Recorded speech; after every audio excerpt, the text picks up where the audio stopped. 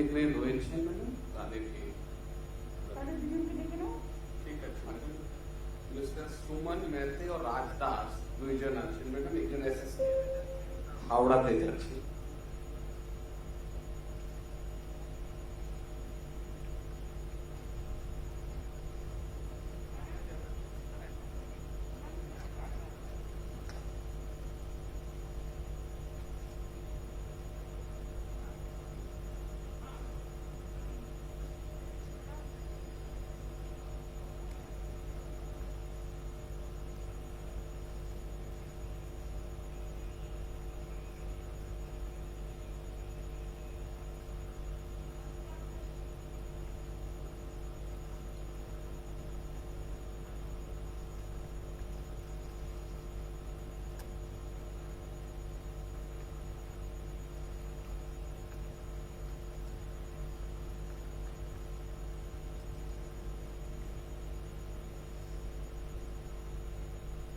আমরা আজকে নতুন কৃষক বন্ধু যে প্রতিশ্রুতি দিয়েছিলাম নির্বাচনের সময়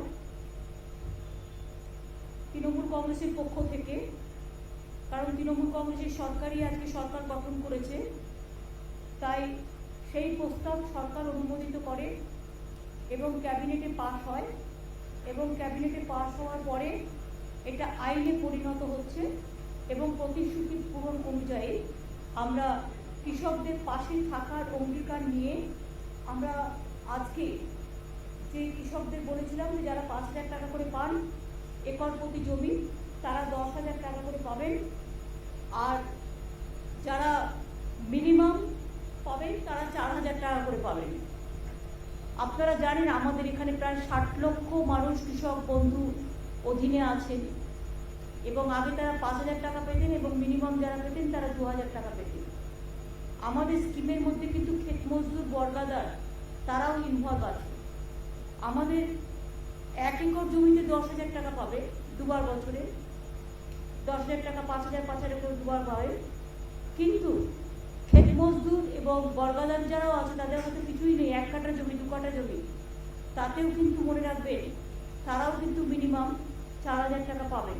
আগে 2,000 টাকা পেতে ডবল করে দেওয়া হয়েছে। আর কেন্দ্রীয় সরকারের যে পরিকল্পনা তাতে খুব কম লোক পায়, আমাদের পরিকল্পনায় প্রায় 60 লক্ষের উপর কৃষক পায় এবং কেন্দ্রীয় সরকারের পরিকল্পনায় 2 একর জমি থাকলে তবে পাবে, তা নাহলে পাবে না। আমাদের কিন্তু আমরা সবাইকে দিই। আর দ্বিতীয়ত হচ্ছে যে কেন্দ্রীয় সরকার টাকা সবাইকে দিচ্ছে না এবং কম দিচ্ছে এবং তাদের প্রজেক্টে কিন্তু ক্ষেত মজদুর বর্গাদার কেউ নেই, এটা মাথায় রাখবেন। সুতরাং এটা আমরা করছি, আজকে আমরা এটা লঞ্চ করছি।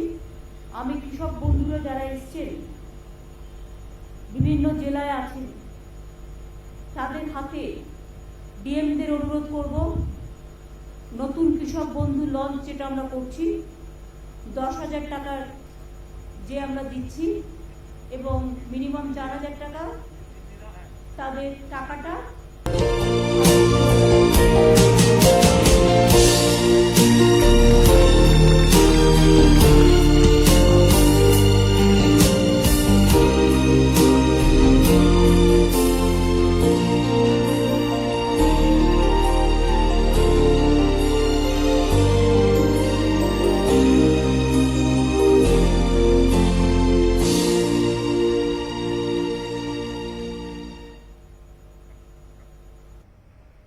এবং আপনাদের জানান যে আজকে দিতে শুরু হলো, সারা রাজ্য জুড়ে বহু কৃষকের হাতে টাকা আজকেও তুলে দেওয়া হবে এবং বাকিদেরও আস্তে আস্তে পেয়ে যাবে বাকিরাও।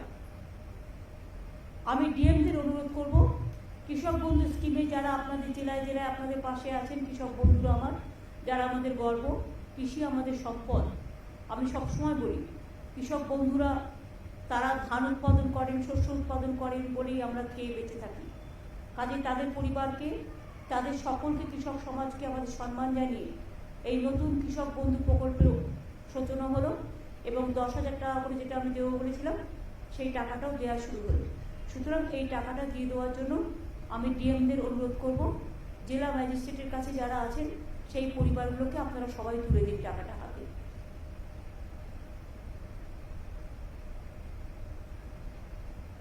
আমরা দেখতে পাচ্ছি, আপনারা টাকাটা তুলে দিন সবার হাতে।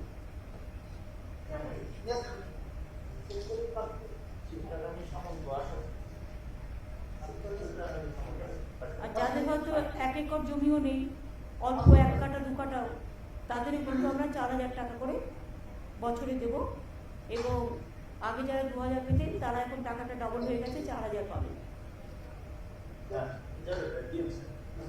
এটা খুব বড় প্রজেক্ট, সারা ভারতবর্ষে বাংলায় প্রথম এই ধরনের একটা বৃহৎ স্কিম কৃষকদের জন্য করতে পেরে আমরা কৃতার্থ। এছাড়াও এই কৃষক বন্ধু স্কিমে কেউ মারা গেলে কৃষক 2 লাখ টাকা পর্যন্ত আমরা দিই। কৃষকদের জমিতে কোনো মিউটেশন ফিজ লাগে না। কৃষকদের শস্য বীমা প্রায় 700 কোটি টাকা আমরা খরচ করি।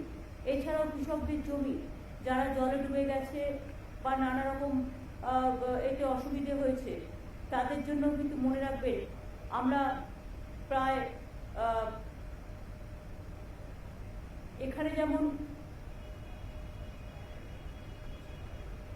এখনো পর্যন্ত আমরা প্রায় 62 লক্ষ কৃষক বর্গাদার ভাগ চাষিদের এই প্রকল্পে নিয়েছি এবং 4,500 কোটি টাকা সহায়তা ইতিমধ্যেই করেছি কৃষক বন্ধু। 28,000 কৃষক পরিবারকে ডেথ বেনিফিট মানে 2 লক্ষ টাকা করে প্রায় 555 কোটি টাকা দেওয়া হয়েছে। কৃষকদের স্বার্থে নথিভুক্তকরণ প্রক্রিয়াকেও সরল করা হয়েছে। জমির উপযুক্ত নথি থাকলেই তবেই কৃষক বন্ধু প্রকল্পে আগে আবেদন করা যেত। এখন নিজে অ্যাফিডেভিট করে বলতে পারে আমার এই জমি আছে, আমাকে করে দিন, তাহলে কিন্তু করবে। এটা রাজ্য জুড়ে কৃষক উন্নয়নের এটা আমাদের পদক্ষেপ। কৃষকদের ইনকাম 3 গুণেরও বেশি হয়ে গেছে, এখন হয়তো আরও বেশি হবে। দেশে অসংখ্য কৃষক মৃত্যুর ঘটনা ঘটছে, প্রায় 6 মাস ধরে আন্দোলন চলছে, কিন্তু বাংলা কিন্তু এক উজ্জ্বল ব্যতিক্রম। সবার ভারত সরকারের কৃষিকর্মণ অ্যাওয়ার্ড আমরা পেয়েছি। খাজনা মিউটেশন ফি মুকুব করা হয়েছে, কৃষক রত্ন সম্মান প্রদান করা হয়েছে, কৃষক বার্ধক্য ভাতার পরিমাণ 750 টাকা বাড়িয়ে 1,000 টাকা করা হয়েছে এবং উপভোক্তার সংখ্যা 66,000 থেকে বাড়িয়ে 1 লক্ষ করা হয়েছে। বাংলা শস্য বীমা প্রিমিয়ামের টাকা টোটাল আমরা দিই 700 কোটি টাকা আমরা দিই। গত খরিফ মৌসুমে 64 লক্ষ কৃষককে এই বীমার আওতায় আনা হয়েছিল। 9 বছরের প্রাকৃতিক দুর্যোগে ফসল নষ্ট হয়ে যাওয়ার কারণে ক্ষতিগ্রস্ত প্রায় 1,20 লক্ষ কৃষক পরিবারকে নতুন করে চাষ করবার জন্য আমরা 3,500 কোটি টাকার আর্থিক সহায়তা দিয়েছি। ইয়াস হওয়ার পরেও দুয়ারে আমরা ত্রাণ চালু করেছি, তার মধ্যে ক্ষতিগ্রস্ত কৃষক ও অন্যান্য ক্ষতিগ্রস্ত মানুষদের আমরা সাহায্য পৌঁছে দিচ্ছি। 5 সপ্তাহের মধ্যে 5-6 সপ্তাহের মধ্যে তাদের ব্যাংক অ্যাকাউন্টে টাকা পাঠিয়ে দেওয়া হবে। আপনারা জানেন অভাবী বিক্রি বন্ধ করতে আমরা চাল কৃষকদের থেকে কিনি এবং আমরা 18 টাকা 88 পয়সা কেজিতে, যা মিনিমাম সাপোর্ট প্রাইসের থেকেও বেশি আমরা কিনি এবং আমরা যেটা প্রকিউরমেন্ট করি সেই প্রকিউরমেন্টও আমরা কিন্তু চেক দিন চেক নিন এইভাবে করি। আমরা অন্যান্য ফসলের অভাবী বিক্রি বন্ধ করতেও বিশেষ তহবিল গঠন করেছি। 66 লক্ষ কৃষককে আমরা 2,415 কোটি টাকা আর্থিক সহায়তা দিয়েছি। রাজ্য জুড়ে 186টি কিষাণ মান্ডি তৈরি হয়েছে। 70 লক্ষ কৃষককে কিষাণ ক্রেডিট কার্ড দেওয়া হয়েছে। আগে 2011 সংখ্যাটা ছিল মাত্র 27 লক্ষ। আরও 20 লক্ষ নতুন কিষাণ ক্রেডিট কার্ড প্রদান করা হচ্ছে। 50 লক্ষের বেশি সয়েল হেলথ কার্ড মানে মাটির জমি পরীক্ষার কী রকম মাটি সেটা আমরা করছি। 1650টি কাস্টম হায়ারিং সেন্টার স্থাপন, নামে মাত্র ভাড়ায় ক্ষুদ্র প্রান্তিক চাষিদের কৃষি যন্ত্রপাতি ব্যবহারের সুযোগ দেওয়া হয়েছে। অনেক ছেলে মেয়ে এখন কাজও পাচ্ছে। ইয়াসের আগে পাকা ধান তাড়াতাড়ি কাটতে আমরা প্রচুর হারভেস্টারদের কাজে লাগিয়েছিলাম, ফলে অসংখ্য কৃষকের ফসল আমরা বাঁচাতে পেরেছি।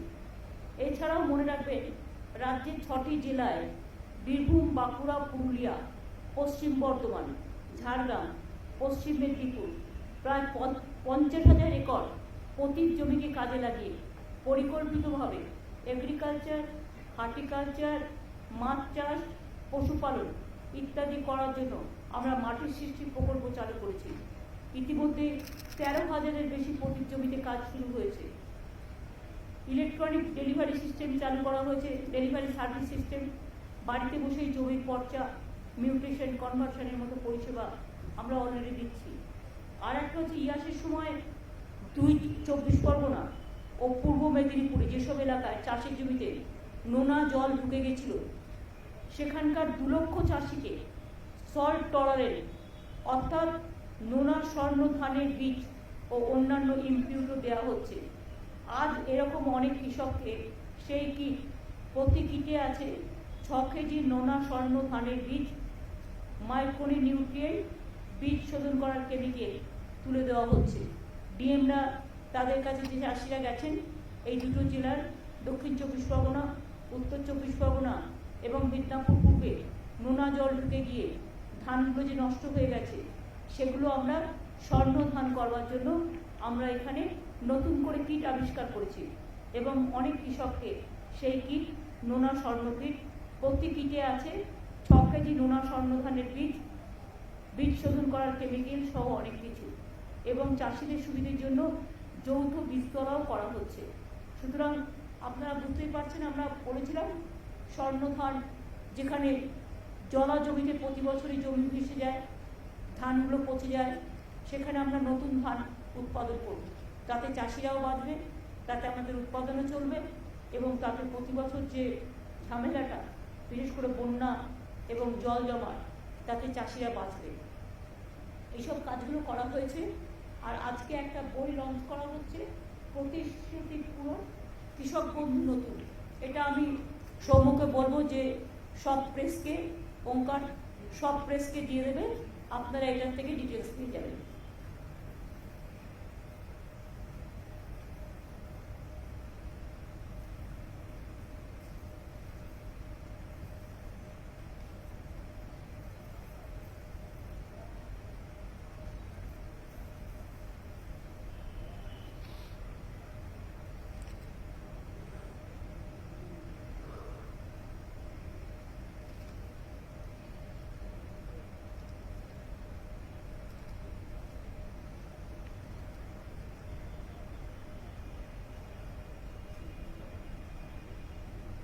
প্রকল্পটি যেটা বইটি করা হয়েছে, প্রথম দিকের প্রথম পাতায় আগের পুরনো কৃষক বন্ধুর কথা বলা আছে, আর নিচের দিকে প্রকল্পটির বৈশিষ্ট্য ও রূপায়ণের পদ্ধতি, নিচে নতুন কৃষক বন্ধুর যেটা 10,000 টাকা সেটা বলা হয়েছে।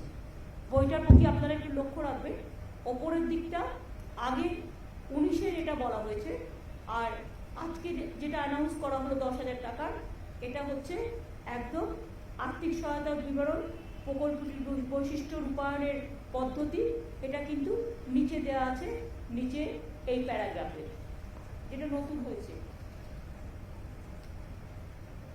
তাহলে পুরনো নতুনটার সাথে যে তার পার্থক্যটা, সেটা আপনারা মিলিয়ে নিতে পারবেন। বাদ বাকি সব ঠিক আছে। এবং এই বইটা পেলে আপনারা আমাদের কৃষিকাজ সম্পর্কে যে কথাগুলো আপনাদের আমি বললাম, তার কিছুটা অন্তত পাবেন। কোন জেলায় কত কৃষক, কৃষক ক্রেডিট কার্ড থেকে শুরু করে কিছু ইনফরমেশন আপনারা পেতে পারেন। এটাই ছিল আজকে আমাদের। ডিএমরা নিশ্চয়ই চাষিদের কাছে কিটটা তুলে দিয়েছেন। দক্ষিণ 24 পরগনা তুলে দেওয়া হয়েছে, উত্তর 24 পরগনা, পূর্ব মেদিনীপুর, সব জেলায় তার মানে মোটামুটি তুলে দেওয়া হয়েছে, তাই তো? আর বাদ বাকি যেগুলো বাকি আছে, কিটস গুলো তুলে দিন, নোনা জলের যেটা স্বর্ণ ধান কিটস, এতে চাষিরা উপকৃত হবে এবং ভালো করে চাষ করতে পারবে। আর তাদের যে ক্ষয়ক্ষতি হয়েছে সেটা 1 এপ্রিল থেকে 8 এপ্রিল পর্যন্ত রিভিউ করে আমরা দিয়ে দেবো, বা ডাইরেক্ট ব্যাংকে টাকা চলে যাবে। জুলাই কোথায়? হ্যাঁ, 1 জুলাই থেকে আর 8 জুলাই মধ্যে।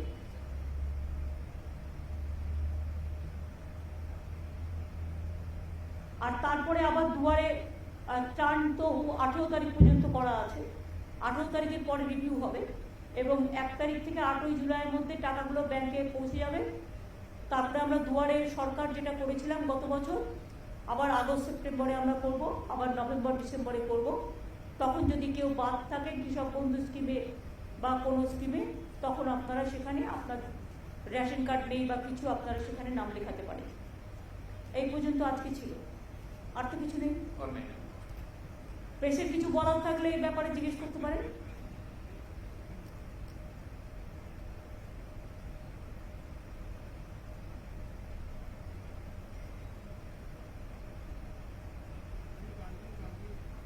এখনো ভেবেই আসেনি।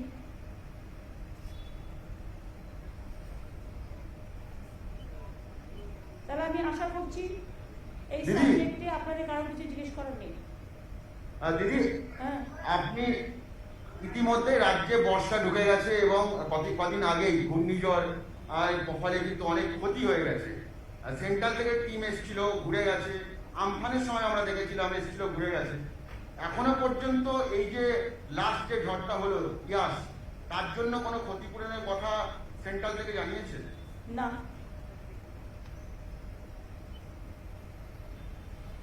এক কথায় উত্তর।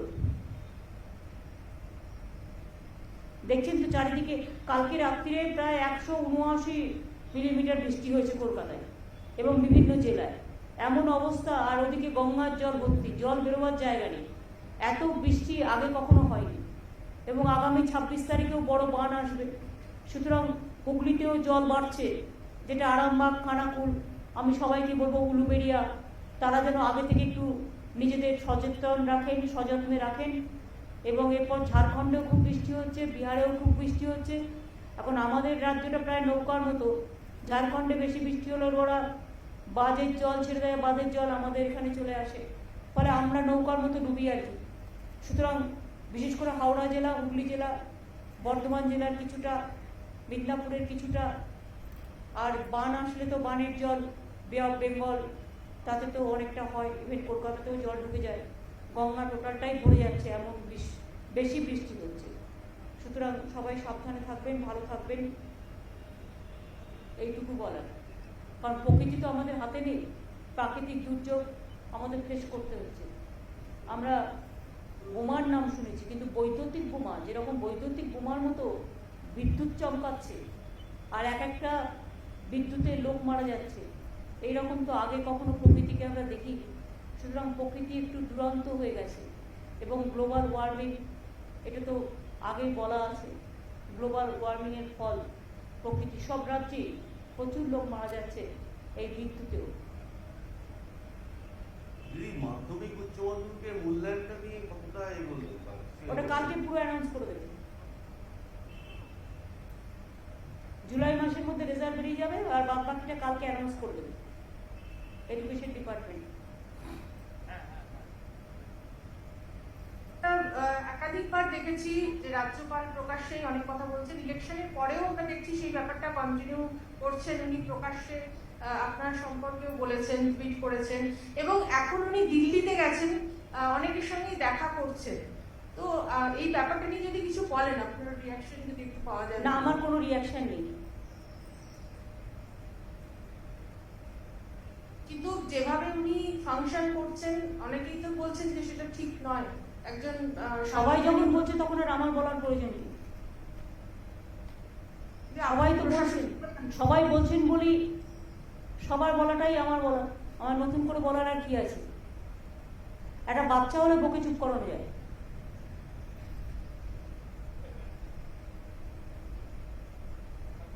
উনি তো বিজেপির এমএলএদের নিয়েও রাজভবনে বৈঠক করেছেন কিছুদিন আগে।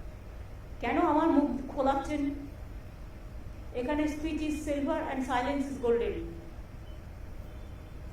मेरा एक सवाल है, कुछ रीजनल पार्टीज ने आरोप लगाया है कि राम मंदिर ट्रस्ट में एक जमीन जो थी 2 करोड़ की जमीन को 18 करोड़ में खरीदा गया और उसके पीछे स्कैम भी हो सकता है।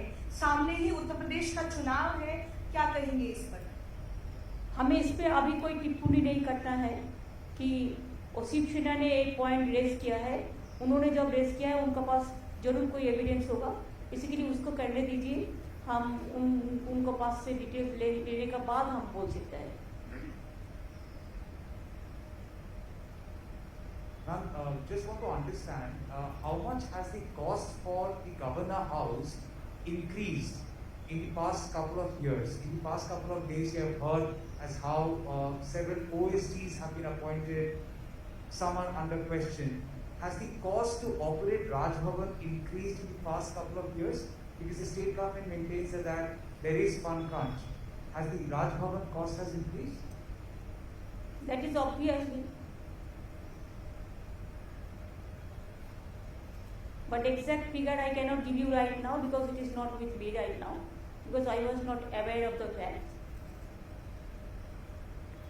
Raj Bhavan, not only here the Raj Bhavan, then Darjeeling also there is a Raj Bhavan. Then Delhi also, whenever you go you with flight, everything. So there is so many expenditure. That is a constitutional post.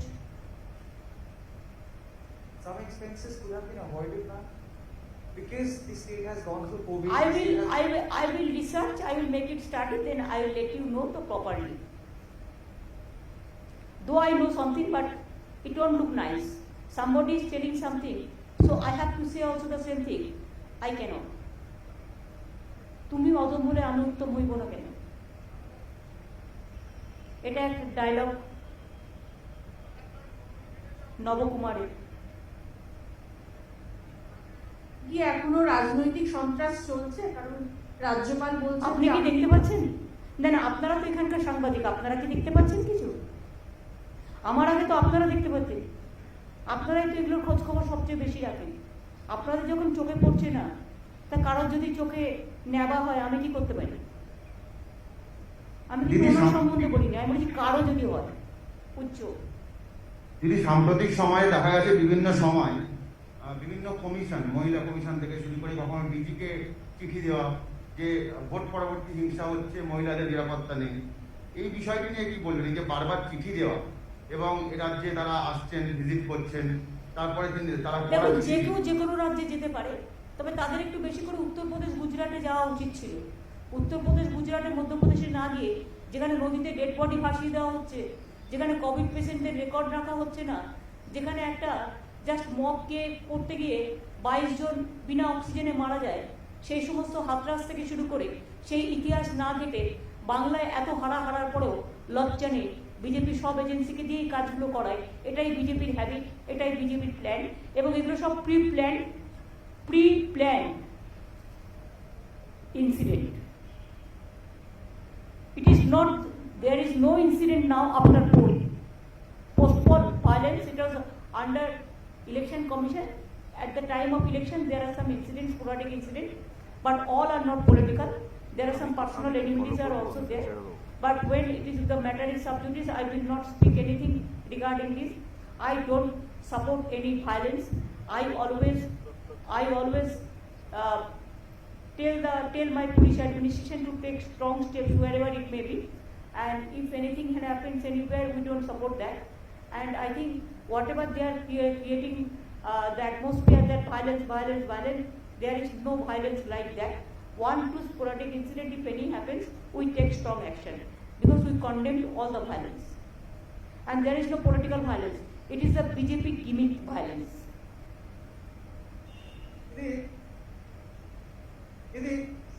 আবার কি বলছি, বিশেষ এক রাজনৈতিক দল উত্তরবঙ্গে যেমন কেন্দ্রশাসিত অঞ্চলে একটা অরাজকতা করার চেষ্টা করছে, তেমনি জঙ্গলমহলেও মাওবাদীদের কার্যকলাপ বাড়ানোর জন্য একটা ষড়যন্ত্র চলছে। না, আমার জঙ্গলমহলের ব্যাপারে আমার কাছে ইনফরমেশন নেই, বাট আমি একটা ভিডিও পেয়েছি। অফকোর্স কেউ বলেছে আমরা সন্ত্রাসবাদী কার্যকলাপ বাড়াবো, সেটার ব্যাপারে সিআইডি, এসটিএফ এবং police will take proper action. তাদের অলরেডি ইনস্ট্রাকশন দেওয়া হয়েছে। বাংলা ভাগ যে করতে আসবে না, সে বুঝবে যে বাংলার একতাটা কত জোরদার, কত শক্তিশালী। বঙ্গভঙ্গ আর করতে আমরা কোনো দিনও দেব না। বাংলাটা আমাদের সবার গর্বের, আমাদের সভ্যতার, আমাদের শিক্ষার, আমাদের সংস্কৃতি, সব কিছু। আর যারা বঙ্গভঙ্গ নিয়ে খেলতে আসবে, কেন্দ্রশাসিত অঞ্চল মানে কি জলপাইগুড়িটা বিক্রি করে দেবে, না আলিপুরদুয়ারের জমিগুলো বিক্রি করবে, নাকি শিলিগুড়ির জমিগুলো বিক্রি করবে, নাকি এগুলো বিক্রি করে চায়না করে খেলবে? মুখে চায়নার কথা বলবে আর অন্যদিকে চায়নার হাত শক্তিশালী করবে, কোনটা? আগে এটার হিসেব দিতে হবে, উত্তর দিতে হবে। আমরা তো সামলে রেখেছি, আমাদের এখানে তো কোনো গন্ডগোল নেই। কোথাও কোনো ঘটনা ঘটলে আমাদের পুলিশ সঙ্গে সঙ্গে তাকে ধরে ফেলবে। দিল্লির পুলিশের থেকেও আমাদের পুলিশ অনেক ভালো কাজ করে।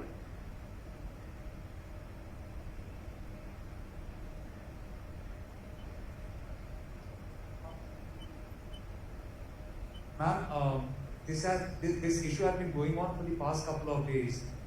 The way the central government had tried acting tough on Twitter and other social media sites, how do you see this, ma'am?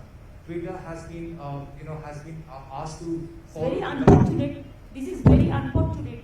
They cannot control Twitter. That's why they want to bulldoze Twitter.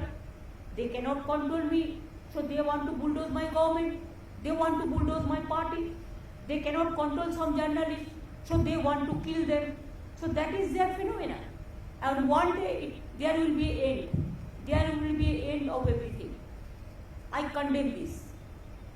আমি আপনাদের কাছে বলি, আমাকে chief secretary জানালেন যে আমরা যে announcement করলাম 10,000 টাকা করে আজ থেকে দেওয়া হবে, ইতিমধ্যেই আজকেই 9,78,531 জন কৃষক বন্ধু ফার্মার্স 22টা ডিস্ট্রিক্টে 290 কোটি টাকা রিলিজ করা হয়েছে direct bank transparent bank DBT সিস্টেমের মধ্যে দিয়ে।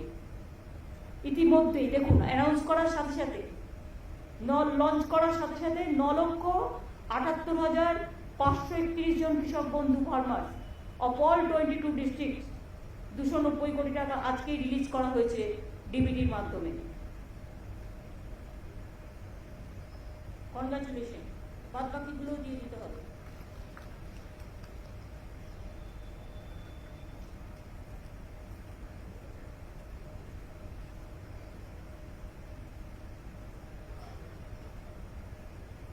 হ্যালো দিদি,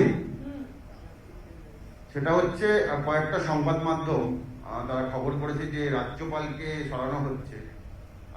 এই বিষয় নিয়ে কোনো রকম কিছু খবর রাজ্য সরকার জানেন? আমি কি করে জানবো? যখন রাজ্যপাল করা হয়েছে তখন আমায় জিজ্ঞেস করা হয়নি। যদিও নিয়ম আছে যে রাজ্যকে পরামর্শ করে নেবে, রাজ্যের কাছ থেকে কথা বলে নেবে, কিন্তু করা হয়নি। কাজে উনি চলে গেলেও আমাকে জিজ্ঞাসা করা হয়নি, সুতরাং আমি কি করে জানবো? আসা যাওয়ার গানটা ওরাই একাই গায়। দিদি, আপনি কি চাইবেন এই রাজ্যপাল থাকুক? আমি কি থাকবো আপনাকে কি করে বলবো? আমি তো প্রধানমন্ত্রীকে 2-3 বার চিঠি লিখেছি ওনাকে উইথড্র করে নেওয়ার জন্য। ঠিক আছে, থ্যাংক ইউ। অনেক দিয়ে দিয়েছি। কোন দিকে যাবেন? চিঠি লিখেছেন মানে টিকা ভ্যাকসিনের ব্যাপারে কোনো রিপ্লাই বা কোনো চিঠি এসেছে ভ্যাকসিন নিয়ে? এখনো পর্যন্ত আমরা নারায়ণ পেয়েছি কিছু, যেটা অ্যানাউন্স করেছিল সবার জন্য পাঠাবে, সেটাকে চালু হয়েছে এখনো? ম্যাডাম 21 তারিখ থেকে আমরা আরম্ভ করছি। 21 তারিখ থেকে বলেছে দেবে।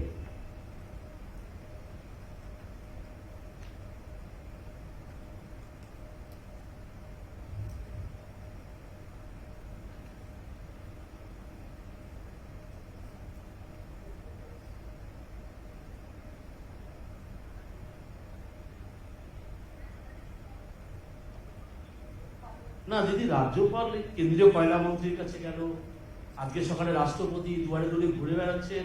তো মাননীয় রাজ্যপালের যদি কয়লার কোনো কাজ থাকে তো উনি যেতেই পারেন কয়লা মন্ত্রীর কাছে। এটা আমি কি করব? সেটা ওনার ব্যক্তিগত ব্যাপার।